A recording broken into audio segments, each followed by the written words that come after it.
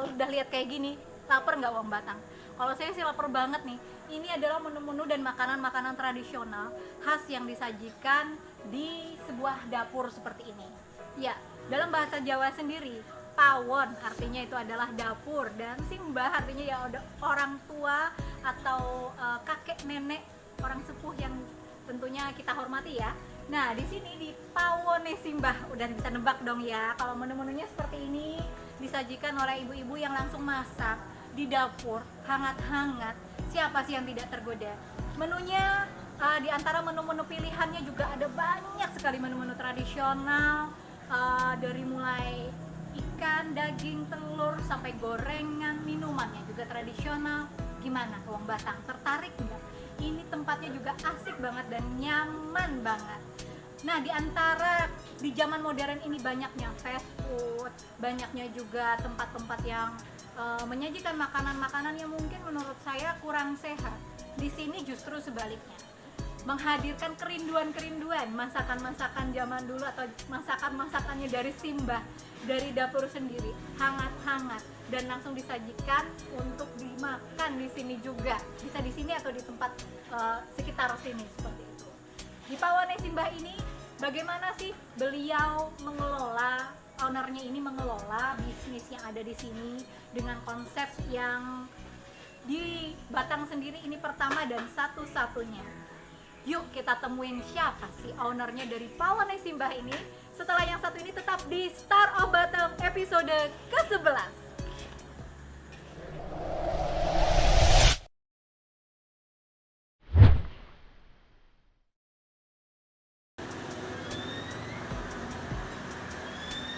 Assalamualaikum warahmatullahi wabarakatuh. Apa kabar Wong Batang? Kembali lagi menjumpai Anda di Star of Batang episode 11. Nah, tadi udah lihat kan saya jalan-jalan di dapur. Di dapurnya siapa tadi? Di dapurnya Mbah katanya. Kita ada di Pawone Simbah. Yeay, Wong Batang pasti udah tahu dong. Jangankan Wong Batang, orang yang dari luar Batang aja udah tahu dengan keviralan dengan menu-menu klasiknya warung makanan tradisional ini. Nah, bagaimana sih konsepnya dan siapa sih yang membuat konsep yang seperti ini? Kita akan temui nanti ownernya ya. Ownernya seperti yang tadi saya janjikan. Namun saya mau berterima kasih dulu di episode kali ini. Tentu saja kita perangkat cantik saya ini, tentunya outfit saya nih dari Nobi Hijab Batang. Terima kasih juga untuk Alia Collection, Elita Batik, Ciwi Rice, dan Production Wear. Ya. Dan tentunya mau penasaran dengan siapa tadi ownernya? Nih, saya pernah ketemu beliau. Tadinya itu di sebuah seminar dan beliau bercerita tentang cerita hidupnya yang dulunya bukan dari jurusan perkulineran, bukan dari jurusan perbisnis-bisnisan. Lalu sekarang berhijrah menjadi entrepreneur, womanpreneur ya di Batang, womanpreneur di Batang. Langsung saja kita temuin ini dia, Ibu Dian Arta. Assalamualaikum Ibu. Waalaikumsalam. Apa kabar? Alhamdulillah sehat. Sehat? Alhamdulillah. Udah lama kita nggak ketemu ya Bu ya. Dari sebelum pandemi dan sekarang masih pandemi juga. Gimana Bu kegiatan di masa pandemi ini, masih aktif di sini nih, di Pawone Simbah nih? Ya, Mbak, mondar-mandir. Mondar-mandir. Masih mondar-mandir tapi tetap dengan protokol kesehatan Ya. tentunya. Dan Pawone Simbah tetap mematuhi itu dong. Insya Allah. Insya Allah. Tetap dipatuhi, harus dipatuhi. Harus dipatuhi. Ada apa aja sudah di sini untuk protokol kesehatan yang dipersiapkan? Datang tuh memang harus kita sediakan cuci tangan di depan itu. Ya. Pak, ukur suhu juga. Ukur suhu juga Ya. ada. Jadi masuk itu ngambil makanan harus cuci tangan lagi. Cuci tangan lagi. Dan karyawan juga pakai semua ya. Semua pakai face shield dan masker. Wah, luar biasa. Semoga kita tetap sehat dan dilindungi Allah Subhanahu wa taala. Amin. Amin ya rabbal alamin. Nah, ini Ibu Dian cantik sekali nih. Ini saya jadi lupa tuh saking terpesonanya sama kecantikan Bu Dian Arta nih. Kita hari ini nih wajahnya tadi ya dioles-oles ya Bu ya. Dioles-oles, didandan-dandanin cantik oleh Mbak Mutia dari Mutia Anissa Pekalongan ya. Tepatnya ada di Kauman Pekalongan. Nah, itu MUA yang cocok meong juga. Wah, cocok meong katanya. Nah, Bu Dian, kembali lagi ke Pawone Simbah Bu Dian. Tolong dong, ini Wong Batang. Wong Batang mungkin bukan hanya wong Batang, tapi semua yang nonton Star of Batang ini ya, mungkin pernah datang ke sini, pernah mencicipi menu-menu yang ada di sini, tapi belum kenal ownernya tuh siapa gitu loh. Pengen dong disapa wong Batangnya Bu Dian. Tolong Bu Dian perkenalkan diri, nama lengkapnya siapa, asalnya dari mana, begitu. Silakan Ibu. Oke, halo Wong Batang. Wong Batang gitu ya Bu ya penekanannya. Saya Dian Artarina. Sebetulnya memang tidak asli Batang, tetapi sudah hijrah ke Batang dari tahun 2010 sampai sekarang. Sekarang. 2010 baru hijrah ke Batang. Nah, hijrah ke Batang. Kelahirannya aslinya orang Asli Semarang. asli Semarang, nggak jauh kok ya, nggak jauh. Nah, penasaran nggak sih wong Batang, kenapa kok orang Semarang ini, wong Semarang ini tiba-tiba kok nyasar ke Batang dan tiba-tiba membuat kehebohan, keviralan makan yang seperti ini nih. Penasaran nggak sih wong Batang? Nah, ayo Bu, coba diceritain dulu dong. Awal Ibu nih dari Semarang kemudian ke Batang itu ceritanya gimana? Oke. Ya boleh dilepas dulu biar suara kita nggak menggema ya. Tahun 2010 itu memang tahun 2009 itu suami itu keterima PNS Mbak di sini.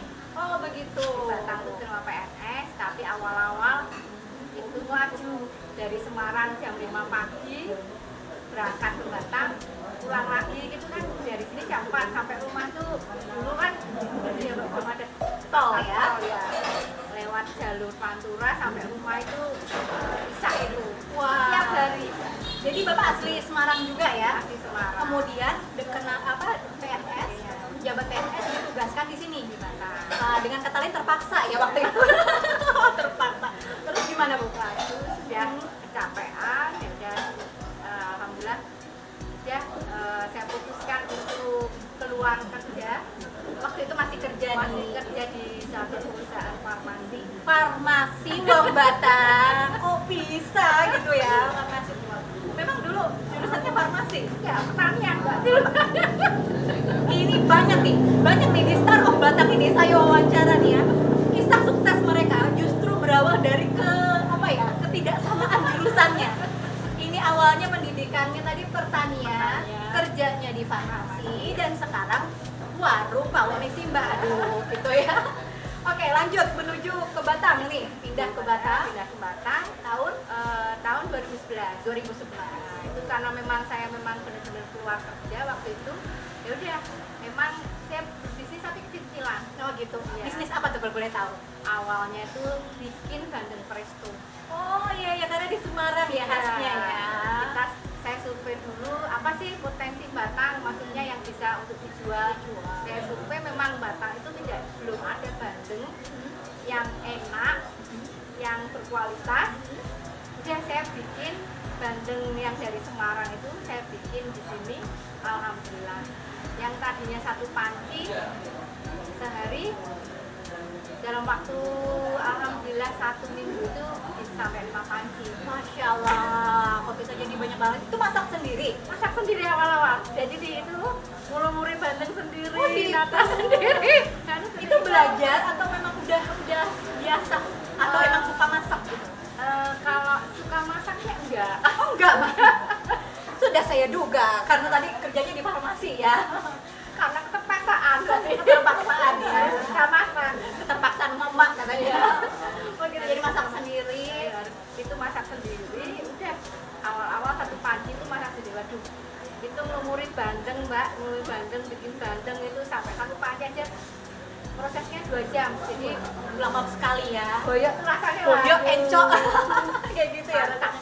Pengorbanannya gitu di awal-awal seperti itu. Iya, karena memang awal-awal tuh ya sama mungkin ya, awal-awal pasti untuk pebisnis itu yang diperlukan pasti modal.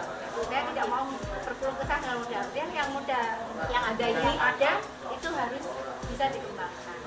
Jadi memaksimalkan potensi. Dari awal itu sudah seperti itu. Nah, terus ini setelah kalau udah masak sendiri nih, kemudian berkembang ke bisnis kuliner yang lain Ya, setelah bandeng itu makanya kalau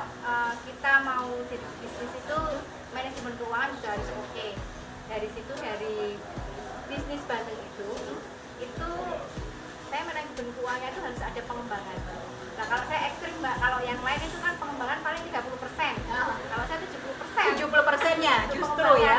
30%-nya baru yang ya dibalik ya. Dibalik seperti itu. 70% nah itu setelah terkumpul ada uang, wah ini pengembangannya harus dikembangkan kemana lagi nih, ini apa untuk bisnisnya. Nah setelah itu saya mencoba kuliner yang lain namanya krepes mbak, dia pernah Krepes yang di belakang Iya, ya. di Oh, belakang. gitu. Itu juga dulu resep sendiri juga. ya itu saya franchise kan mbak, dari 1 gerai sudah menjadi 73 gerai 73 grade crepes di dari Brebes sampai Jogja. Brebes sampai Jogja. Ternyata Pawoni Simbah tuh cuman selubung aja, aslinya yang ini nih bisnis utamanya nih yang bikin suksesnya. Oleh karena itu tuh kok kenapa gitu kemudian pengen sekali membuka bisnis yang begini begitu kan sebenarnya kan Budian sendiri datang ke Batam sebagai pendatang. Itu untuk promosi di awal kan susah ya, sepertinya kan belum punya teman, kolega dan segala macam. Itu gimana untuk mempromosikan? Awal-awal itu memang mbak di sini nggak ada teman, nggak ada saudara, masya Allah udah wis Perantau ya. merantau di yang saya tidak tahu. Tetapi ya itu memang kita kalau istilahnya mau berbisnis harus berkomunitas. Oh gitu. Ya, apa istilah komunitas, waktu itu saya komunitasnya ikut ngaji. Oh iya komunitas ngaji ya. Ya, jadi memang gini kalau ada ngaji di sini saya ikut, ngaji di sini saya ikut. Ngaji di sini promo bandeng Ya. dulu, ngaji sambil bawa bandeng. Wah, itu luar biasa nih. Ini tips menarik ala ibu-ibu ya. Iya. Ala ibu bisa ditiru nih Wong Batang. Jadi kalau kita dengan kekuatan komunitas, Iya. insya Allah nanti promosinya juga semakin dari mulut ke mulut. Nah itu tadi berawal dari Bandeng ya, dari Bandeng Presto. Kemudian mau membuka franchise di 73 store di seluruh Jawa ya, hampir di seluruh gerobak crepes itu ya. Jadi itu terkenal banget. Terus kemudian berlanjut kemana? Ini belum sampai ke Pawoni Simbah nih, belum, ceritanya panjang ya. Yuk mari kita simak gimana selanjutnya Budian. Nah, itu dari franchise itu kan setelah itu saya dua putus sebenarnya, jadi ke pelanggan ke franchiser itu belinya berobat, alat-alatnya, manajemen keuangan sama manajemen training, manajemen produk udah. Nah itu produknya sendiri yang kayak tepung dan topping-toppingnya itu memang masih beli di saya karena memang itu untuk menstandarkan gimana biar rasa biar sama. Ini dari situ, dari terigu, dari topping-topping kayak meses, kayak Bahan-bahan pelengkapnya ya. kayak selis-selis strawberry itu kan saya langsung dari distributor semua mbak. Terigu itu langsung order dari distributor dari Semarang, semua bahan-bahan pelengkapnya semua. Jadi itu kita packing dan nanti kita kirim. Kirim kemana ini? Ya kirimnya ke franchise. Oh ke franchise Ya, franchise. ya, yang dari Brebes, dari semua kota, dari Brebes sampai itu ada satu-satu. Dari situ bahan baku kita langsung dari pusatnya kan cepat kurang karena memang istilahnya saya ngambilnya banyak sekali ya. Dan ternyata kayak seperti itu banyak ibu-ibu UKM yang ada di Batang ini bingung cari produk-produk yang istilahnya berkualitas, bahan roti yang berkualitas, Bahan roti, pengennya membuat roti ya. ya itu yang berkualitas itu mereka bingung kayak tepung protein rendah, sedang sama tinggi ya itu kan kalau di sini ya udah pakai terigunya ini gitu, nggak tahu yang kualitasnya gitu. Nah itu yang banyak ibu UKM itu yang nempel mbak. Apa itu nempil? Datang ke rumah beli tepung terigu saya, beli meses. Karena sudah percaya dengan kualitasnya tadi ya. Kayak gitu. Kemudian Nah itu setelah itu ini harus kan nih sekalian bikin toko bahan roti ini. endingnya nih Nah gini nih Budian, ternyata Budian tuh menyeleksi dulu ya, survei, lihat pasar apa, minatnya apa, dan endingnya buka bisnis baru lagi. Tadi udah satu ya, bandel, kedua crepes. Nih yang ketiga apa itu tadi Bu? Toko bahan roti. Toko bahan roti. Di mana tempatnya? Tempat dan namanya langsung disebutin dong. Di Batang ada namanya Mrs. D. Mrs. D kalau di Di Batang. Pekalongan ada namanya Danis Danis. Baking Center. Oke, Danis Baking Center. Kenapa nggak namanya Budianus semua gitu? Nggak mau ya? Oh, nggak mau ya? Biar bereknya banyak gitu ya ceritanya ya Bu ya. Oke, selanjutnya toko bahan roti ini udah rame ya, udah rame. Terus sampai menuju ke Pawone Simbah dan memilih dengan konsep yang seperti ini, itu seperti apa? Kalau itu kan tadi itu ya yang memfranchiskan itu kan juga produksinya, maksudnya kan kita tidak produksi besar kayak gitu. Toko bahan roti ya kita hanya jual bahan gitu. Nah, ini untuk Pawone Simbah ini memang awalnya Pawone Simbah ini saya bikin itu karena orang tua saya, mertua saya itu punya barang-barang antik Mbak yang tidak dipakai dan mau dibuang. Oh gitu. Wah, barang antik yang di rumah ya mau dibuang, terus mau dikemanain ini gitu ya? Mau dikemanain? Itu saya sudah di ibu saya, mertua saya dibawa. Pokoknya tahu kalau saya suka barang-barang yang seperti ini, barang-barang antik itu saya suruh bawa. Saya suruh bawa, mau tak taruh kemana gitu. Terus itulah karena memang banyak sekali barang-barang antik itu. Nah makanya saya beli rumah joglo ini. Rumah joglo ini dibawa dari mana ini? Dari Kalau Jepara. Jepara, wah Batam, wow. Dan ini memang beli rumah tua di sana. Kalau Simbah di Jepara itu rumah seperti ini sudah pada tidak mau Mbak. Iya betul. Nah itu udah wes kalau pada mau. Tapi barang otentik ya dibeli ya, dibawa lah ke sini. Terus kemudian memilih konsep dengan area yang, maaf kalau boleh dibilang ini areanya jauh dari kota ya, ibaratnya hutan kayak gini. Kalau saya berpikir saya sendiri jadi ownernya, ngapain saya di sini gitu. Pernah nggak Ibu kepikiran kayak gini pada saat awal? Ini ya ini apa? Karena memang barang-barang antik itu tadi banyak di joglo dan istilahnya gini, untuk istilahnya bikin seperti ini kita harus punya lahan yang besar. Oh gitu. Ya. Jadi ini mencari lahan. Ya, memang konsepnya wah ini eman-eman, maksudnya saya kalau di joglo nggak diapa-apain, hanya dinikmati sendiri kurang oke. Ya pokoknya kita bikin warung gitu ya. Pengennya pikirannya warung aja Iya, gitu dulu ya. bikin warung gitu aja. Terus oke lah, terus saya memang nyari tanah di Sekitaran Batang. dan Batang yang agak tengah kota itu kan mahal Mbak. Mahal Betul sekali. Nah, mahal sekali itu lagi-lagi itu modalnya nggak cukup kalau beli Oh tanah yang begitu. mahal. Walaupun tadi udah banyak bisnis yang lain, tapi ini belum cukup juga ya. Iya, belum cukup. Akhirnya lebih memilih ke daerah yang agak-agak kesini, Daerah biar pinggir. lebih murah. Iya, biar Udah punya joglo juga. Iya. Ini gini, saya mau bikin warung, tapi harus tanahnya itu minimal 2.000 meter. Minimal 2.000 meter. Karena memang itu positif thinking dulu, parkiran harus Luas. lebar. Iya betul. Dan benar sekarang parkiran luas, powernya ada, belakang juga ada.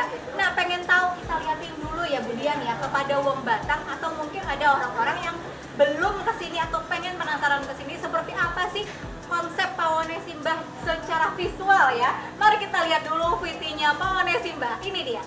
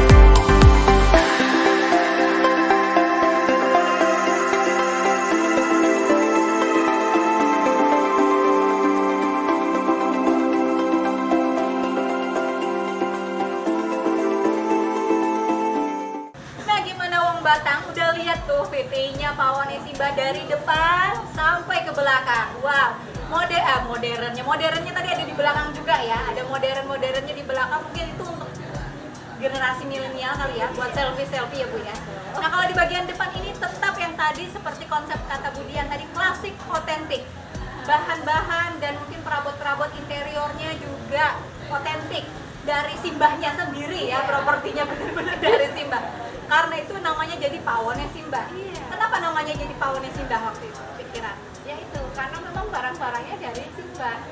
Jadi ya udah deh, ini Iya. deh kasih nama. Iya, jadi itu panci-panci gosong-gosong itu warisan simbah itu. Oh gitu ya, masih dipakai juga. Masih dipakai. Wow. Biar bermanfaat. Bermanfaat. Iya. Mungkin juga ini biar terkesan orang-orang yang mungkin merindukan kampung halaman Iya. atau rumah bisa mengenang di sini. Iya. Seperti itu. Satu pesan yang saya ambil dari Budian tadi itu, barang yang jangan selalu barang dibuang, jadi manfaatin gitu tadi ya. Seperti properti, juga rumah jogblok tadi juga ya, begitu ya Bu ya. Maksimalkan potensi. Memaksimalkan potensi. Paling pintar nih Budian nih. Nah setelah itu tadi kita lihat, kita udah jalan-jalan dan masih mau selfie-selfie di belakang juga. Kemudian ini banyak tamu dan viral, sampai viral. Ini sendiri karyawan untuk sampai saat ini ada berapa orang? Sampai saat ini ada 70 karyawan. 70 karyawan, wow, tepuk tangan Wong Batak. 70 karyawan itu sebagian besar orang Batak semua. Area sini Mbak, area Lebus. Daerah sini, daerah Lebo semua. Artinya Ibu memanfaatkan masyarakat setempat juga untuk terlibat langsung di sini. Termasuk yang masak-masak, Yang masak kebanyakan juga orang sini, parkir itu kelola dengan pemuda-pemuda yang ada di sini. Nah, kalau kita lihat di media sosial ini juga begitu viral dan bagian belakang juga ada konsep-konsep milenial. Ini sebenarnya kalau boleh tahu nih ya Bu ya, ini yang memanage ini apakah ada generasi milenial juga sih? Siapa Pak Ibu sendiri mungkin? Memang gini, yang datang ke sini itu kebanyakan kan pasti orang tua ngajak putranya. Kadang-kadang generasi milenial itu kurang suka Mbak, makanan-makanan yang ini apa? Maunya menu kafe-kafe gitu Iya. ya? Oke. Nah itu dari situ, oke kita bikin yang untuk anak-anak milenial. Jadi bapak ibunya di sini senang, anak-anak Di belakang. senang. Nah seperti itu. Nah, ini memang kita konsepkan seperti itu, dan yang di belakang itu sebenarnya juga ini dalam rangka membuat laboratorium bisnis untuk anak-anak milenial. Wow, itu nanti kedepannya seperti itu. Tapi mungkin karena pandemi ini jadi tertunda agak tertunda ya. Generasi milenial. Emang kenapa Bu seperti itu? Memang yang mengelola Pawone Simbah itu tuh generasi milenial gitu. Ya, ini memang ini saya lagi didik anak-anak saya yang ya biar anak-anak saya kan generasi milenial Mbak itu Mbak. Jadi Wong Batak ini nih yang memanage, yang mengelola tempat ini bukan hanya Budian tapi juga melibatkan putra-putra ya. Iya. Ada berapa putra Budian kalau boleh Saya ditanya? punya 3 putra. 3 putra. Yang pertama sama yang kedua ini sudah saya gembleng. Gembleng ya, gembleng dengan gembleng pemanfaatan maksimal tadi ya. Kemudian itu yang mengelola di sini ya. Iya, sekarang istilahnya belajar mengelola, belajar. Karena memang ini masa pandemi Mbak, nggak sekolah, dia cari bisnis. Daripada nganggur kan ya. Oke, wah. Rebahan terus. Nggak jadi kaum rebahan akhirnya. Menarik sekali, nggak jadi kaum rebahan, memanfaatkan anak muda yaitu putra-putra beliau sendiri untuk mengelola bidang bisnis kuliner yang seperti ini. Dan kemudian konsep-konsep yang seperti ini kan otentik ya Bu ya. Kalau boleh tahu ini berdiri pada tahun 2019, berarti 2 tahun yang lalu ya, tepat setahun sebelum pandemi dan ini setahun melalui pandemi. Bagaimana Pawone Simbah melewati era-era masa pandemi ini? Ya alhamdulillah Mbak, kemarin waktu pandemi pertama kali itu memang kita sempat tutup ya, untuk 2 minggu kita tutup 2 minggu karena memang anjuran pemerintah ya Mbak, karena memang ramai sekali, kita lihat juga takut keramaian kayak seperti itu. Kita tutup 2 minggu dulu, setelah 2 minggu kita buka lagi ya alhamdulillah. Tetap slow maksudnya betul. Ya, jadi Tetap diedukasi ya orang-orang. edukasi ya itu apa tempat duduk memang kita agak pisah-pisahkan, Agak dijauh-jauhin social distancing dulu. Ya. Tapi artinya tidak ada pengurangan karyawan. Alhamdulillah tidak ada pengurangan karyawan. Alhamdulillah kita ini nomor karyawan. Masya Allah. Wow, gimana Wong Batang? Sudah terinspirasi belum? Ini benar-benar womanpreneur yang pantang menyerah, pokoknya maju genjot terus ya Bu ya. Dan satu hal yang saya ulik dari beliau ini selalu positive thinking. Ketika saya tanya, Bu, dukanya ada nggak sih Bu? Nggak, kayak gini-gini aja, katanya sambil senyum, sambil happy, ini kayak begini nih orangnya. Memang aslinya Bu Dian seperti ini ya, dari dulu. Yang gimana ya gini? Ya kayak gini. Nah itu artinya segala sesuatu kita hadapi dengan positif thinking, dan mungkin seperti inilah sosok beliau yang ternyata banyak menginspirasi para entrepreneur dan UMKM juga, binaan Ibu juga ya. Iya. Ibu pernah membina UMKM di mana Bu? Di Batam ini?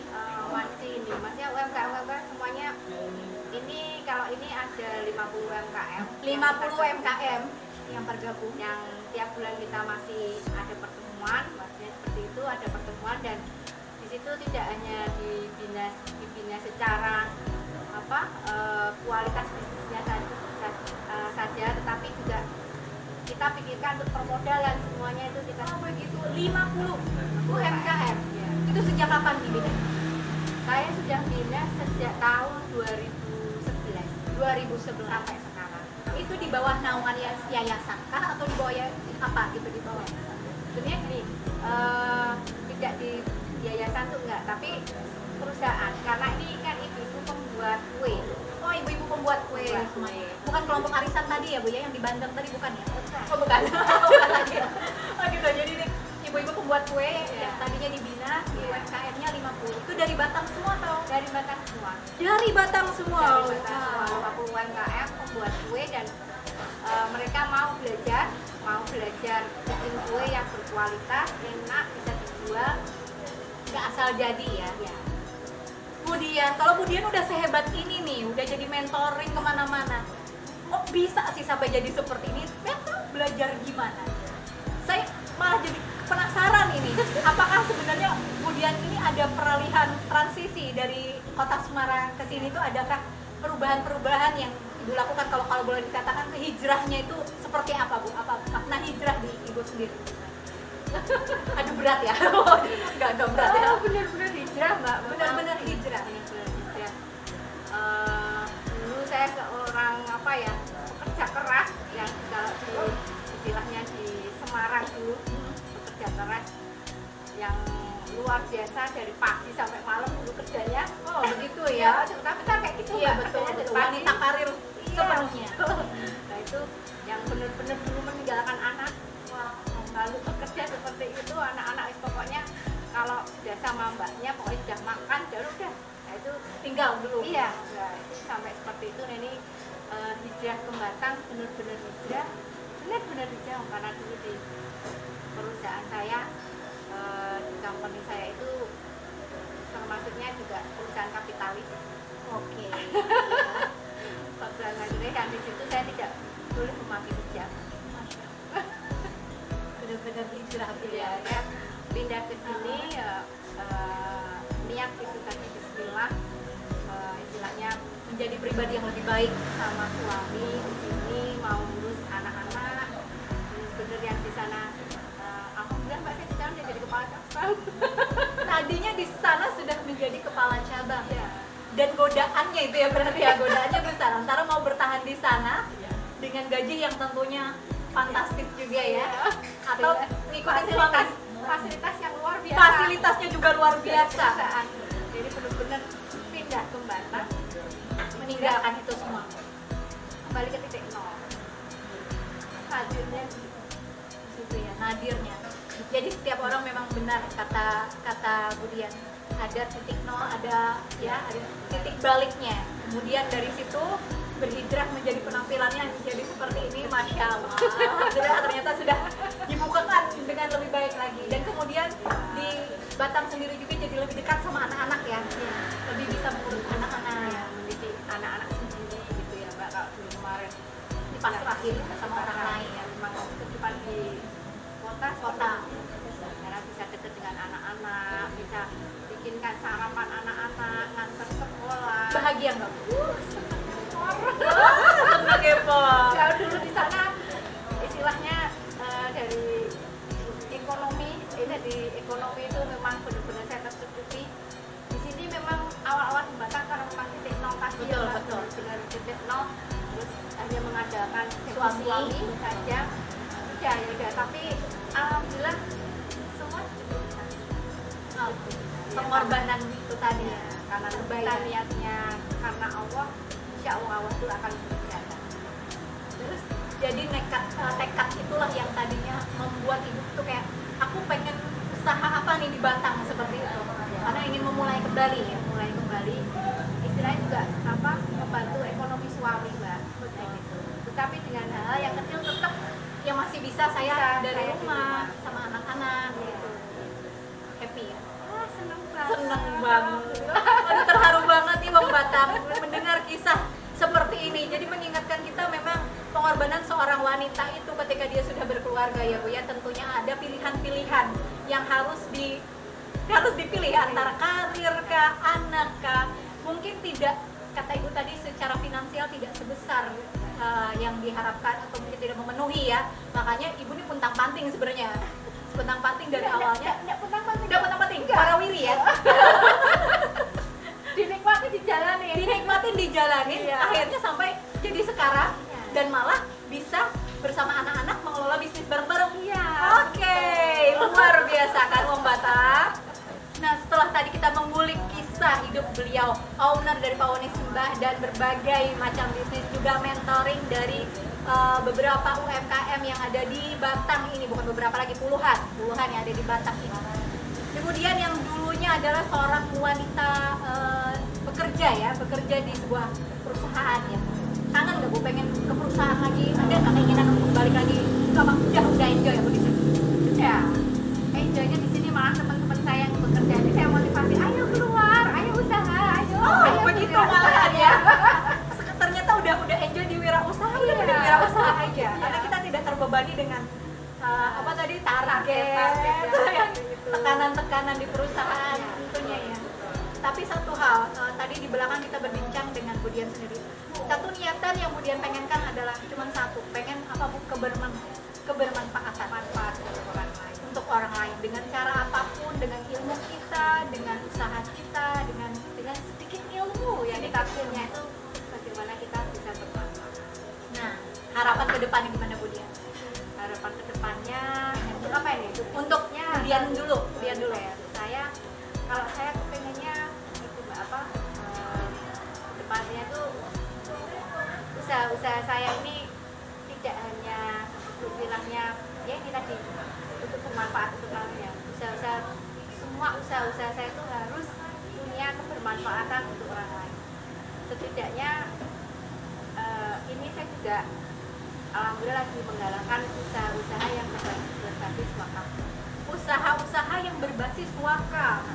Oke, jadi seperti toko bahan roti, ini saya sudah ada satu, alhamdulillah satu toko bahan roti saya yang ada di Pajangan itu, saya bekerja sama dengan panti asuhan dan semua keuntungan yang ada di situ untuk itu. Semua? Tidak berapa persen? No, semua.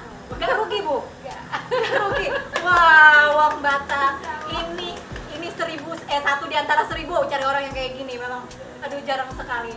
Tadi itu ya, semua itu ya. Ya, saya ini dari situ ketagihan Mbak, ketagihan. Ini makanya kepengen lagi bikin usaha yang nanti untuk pondok pesantren. Ketagihan, bukan kapok ya. Masya Allah, ketagihan bukan kapok. Nah kalau gitu, kalau tadi ketagihan dengan bisnis-bisnis yang dengan kebermanfaatan untuk banyak orang dan memberikan atau sharing kepada orang lain, mau ada bisnis apa lagi Bu? Biar kita diajak nih ya Wong Batang ya, diajak pokoknya.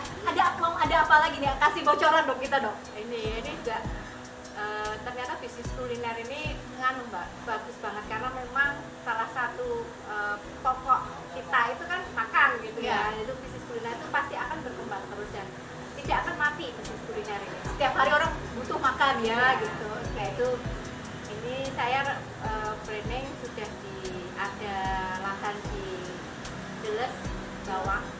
Daerah pegunungan ya. Iya. Oke. Nah, dan nanti konsepnya juga unik, lebih unik dari sini. Tempat makan juga, Tempat makan, kuliner juga ya. kuliner unik. Insya Allah Ngangeni. dan makanannya insya Allah juga mengejutkan nanti. Wow, ini nih yang Insya Allah. ditunggu ya Wong Batang, tapi nggak boleh dibocorin dulu ya Bu ya. Biar surprise katanya Bu Dian. Apakah ada pawon Mbahku atau pawon apa lagi nih? Atau mungkin bukan pawon, mungkin terasnya mungkin. Nah kita tunggu nih di area Batang juga, masih Di area Batang. Batang juga. Di Batang juga tapi di bagian atas. Bagian atas ya. Bu Dian kenapa sih suka banget sama Batang? Batang itu potensinya gede sekali, Mbak. Apa potensinya? Apa coba dijelaskan? Besar sekali potensinya. Misalnya, Mbak. Tapi mungkin apa istilahnya belum ditonjolkan gitu ya. Ya, istilahnya kayak gini. Area Batang itu ada area pegunungan, ada area laut. Betul. Dua-duanya ada Iya. berdampingan. Itu kan luar biasa sekali itu potensinya.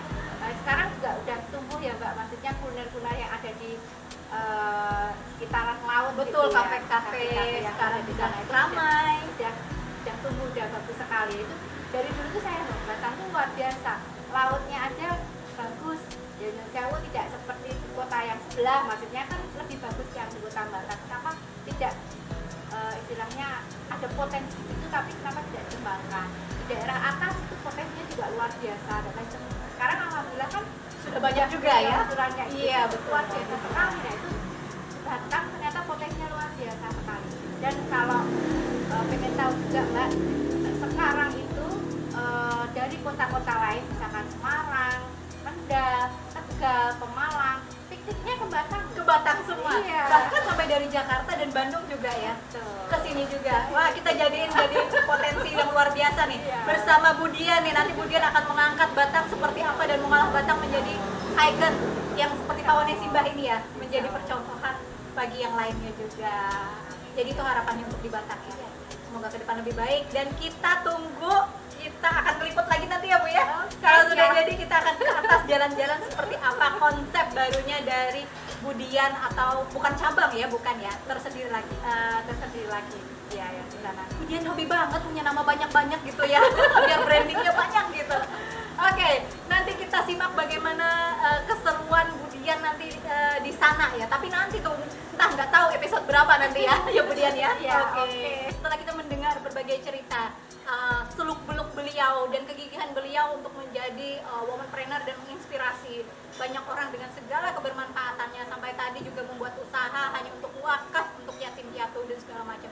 Semoga keberkahan ini tetap berlanjut dan bisnis-bisnis ibu justru bukannya tambah melorot tapi tambah besar.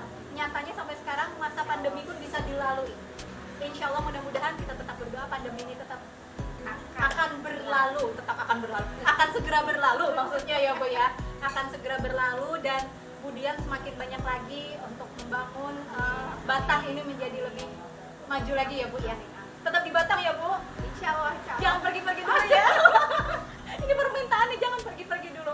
Ibu, kalau boleh nih Wong Batang yang di rumah atau dimanapun yang menonton ini, yang mungkin masih pengen berjuang untuk keluarganya, tapi masih mindsetnya itu masih kayak maju nggak ya, punya ini nggak Bu, motivasi nggak untuk mereka?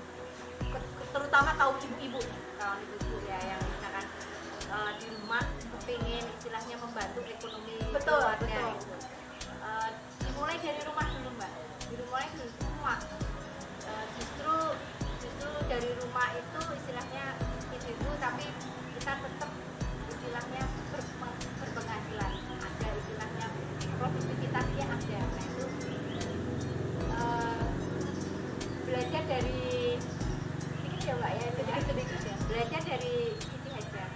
Siti Hajar itu ibu tahu yang berlari dari sofa marwah mencari istilahnya air, mata airnya itu, air yang dicari, tapi ternyata air itu malah didapat di dekat kaki putranya sendiri. Itu jadi motivasi kita tuh sebenarnya. Jadi perempuan itu nggak usah jauh-jauh kemana-mana, udah kita di rumah, tetapi bagaimana caranya di rumah kita bisa produktif, bisa menghasilkan. Nah itu misalkan di rumah tetapi kita bikin kue, nah nanti pasarkan via online, karena bikin kerajinan, bikin baju, bikin kerudung, bikin apa aja dari rumah kita pasarkan. Sekarang pemasaran juga luas sekali, dengan online itu malah justru lebih istilahnya efektif ya, maksudnya daripada dengan gerai-gerai kita buka gerai-gerai. Sekarang ini metode pemasaran yang paling efektif itu online. Nah, itu dimanfaatkan dari rumah, kita bisa produktif.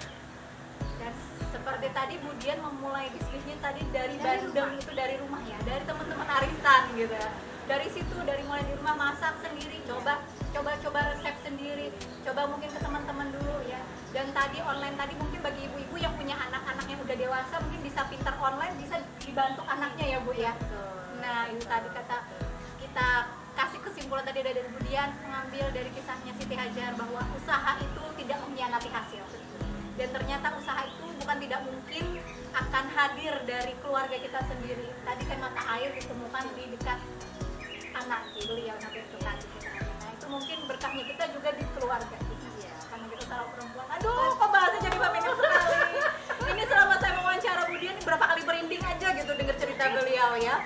Walaupun ibaratnya rasa ibu beliau ini senyum, senang seperti ini, tapi di sini tuh rasanya menggebu-gebu nih. Semoga Wong Batang yang menonton dan menyaksikan, bukan hanya ibu-ibu nih, tapi juga bapak-bapak terinspirasi dan bisa menerapkan seperti Bu Dian tadi, bermanfaat bagi orang lain, bermanfaat buat diri sendiri juga. Tentunya dengan terus belajar ya Bu ya. Kalau kita nggak belajar, nggak punya ilmunya, nggak bisa berkembang dong. Iya, harus belajar mana-mana. Kalau kita nggak belajar ya seperti kakak dalam tempur, walaupun dari rumah saja ya Bu ya. Iya. Oke, terima kasih Bu Dian, terima kasih kesempatan langkahnya ini. Semoga di kesempatan lain kita bisa ketemu kembali. Sukses buat Ibu, semoga dijaga kesehatannya bersama keluarga. Pak Wani Simbah juga, amin. Sukses berkalian, amin. Amin ya rabbal alamin. Nah, Wong Batang, pokoknya terima kasih sekali sudah menyaksikan Star of Batang ini episode ke-11 Bu. Baru di episode ke-11 kita bisa mengundang Bu Dian ini. Luar biasa ya. Di episode ke-11 di awal tahun 2021 ini, semoga menjadi awal yang baik bagi kita semua. Nah, di kesempatan ini buat kalian yang udah nonton dari awal sampai akhir ini nggak ada ruginya. Karena buat kalian yang nonton sampai di akhir ini, jangan lupa komentar di bawah-bawah ini ya. Komentar yang baik-baik, yang positif-positif tentang kita, atau tentang komentar kalian, pengalaman kalian di Pak Wani Simbah seperti apa. Karena 3 pemenang yang beruntung akan kami pilih di runway giveaway-nya dari Pak Wani Simbah. Kita ada hadiah untuk 3 orang pemenang akan mendapatkan voucher makan gratis ya Bu di sini. Apalagi ditraktir sama Bu Dian nih. Untuk 3 orang pemenang boleh nanti masing-masing membawa pasangannya ya. Sebesar 100.000 ya Bu ya. 100.000 untuk 1 orang dan 3 orang pemenang. Nah, jangan lupa, makanya jangan malas-malas nonton Star of Batang, karena ini acara yang sangat inspiratif untuk kalian dan sangat bermanfaat. Oke, saya Amelia mengucapkan terima kasih kepada para sponsor kita, ada Ika Trans, Nobi Hijab Batang, Arsun Fashion, Deska Collection, Pak Wani Simbah, dan tentunya MUA cantik kita ya, dari Mutia Nisa dari Pekalongan. Terima kasih, mohon maaf kalau ada kesalahan, dan tetap jaga protokol kesehatan